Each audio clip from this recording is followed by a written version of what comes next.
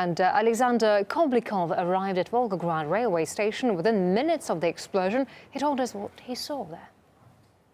I approached the scene of the terrorist attack. There were more than 20 people lying on the ground around the train station, police and rescuers working at the site, ambulances. I think the blast was very powerful because 2 stories of the building were affected.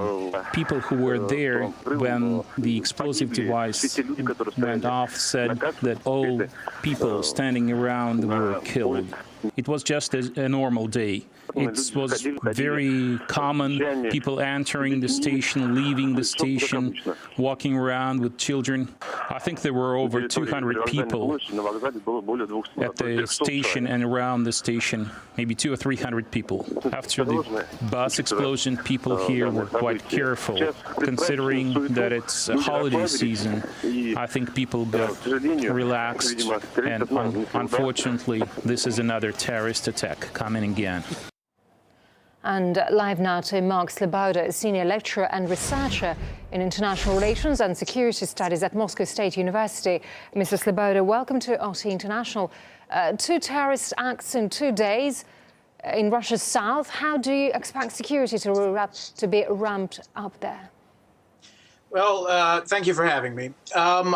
Certainly, security has been in a heightened condition regarding the threat of terrorist attacks for the last year as we approach a countdown to the Sochi Olympic Games. The federal services of Russia have already announced that they have stopped quite a large number of terrorist incidents throughout the last year and are constantly reporting on a number of militants they have killed. However, this obviously it only takes one to get through, and this is what we've seen most recently in Pyatigorsk and now in Volgograd. The blast reportedly occurred at the entrance of the station where there's heavy security. Why do you think the terminal was a target there?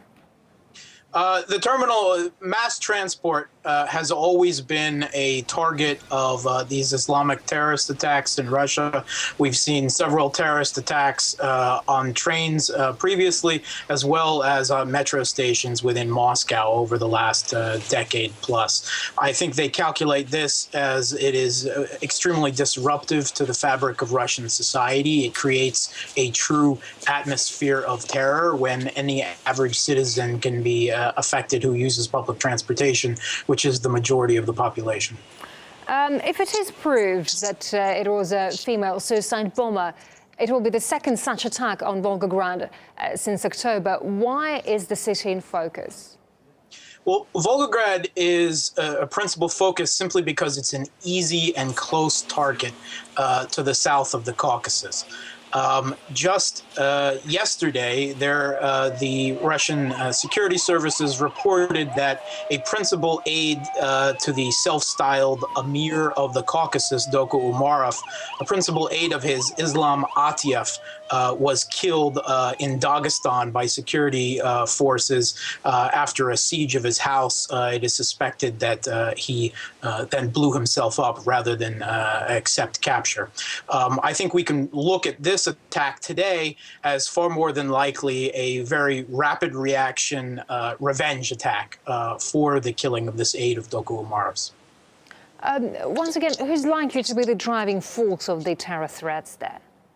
The terrorist threats are a loosely based coalition that is often called the Islamic Caliphate, that is centered around Doku Umarov, who has taken over several years ago of the larger Chechen Caucasus terrorist groups. Doku Umarov has taken these groups in a much more strictly Islamic fundamentalist action than ever has been before.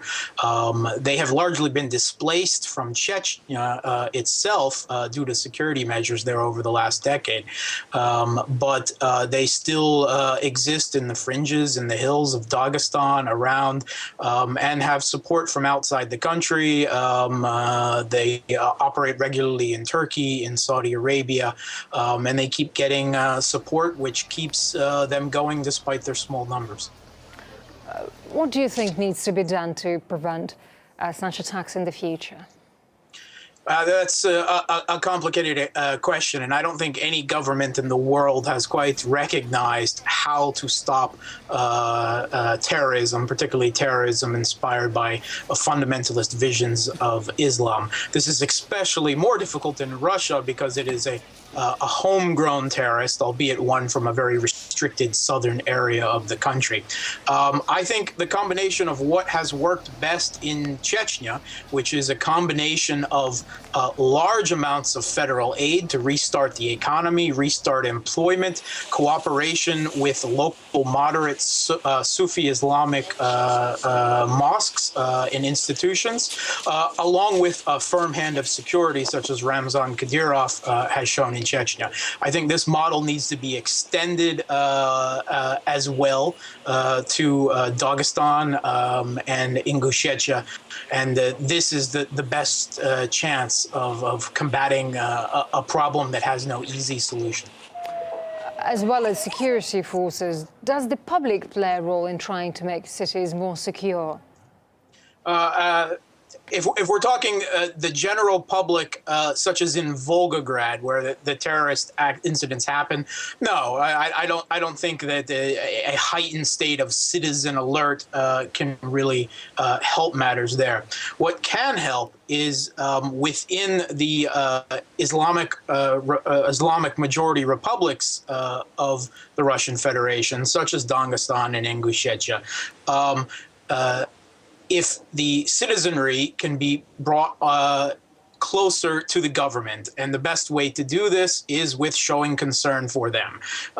Education programs, bringing employment, jobs, economy. If you give the citizens of this region where unemployment is rife and anti-government sentiment is high, if you give them a reason to support the state that they are citizens of, that will be the best way for to see a reduction in such incidents of terrorism from within the citizenry themselves.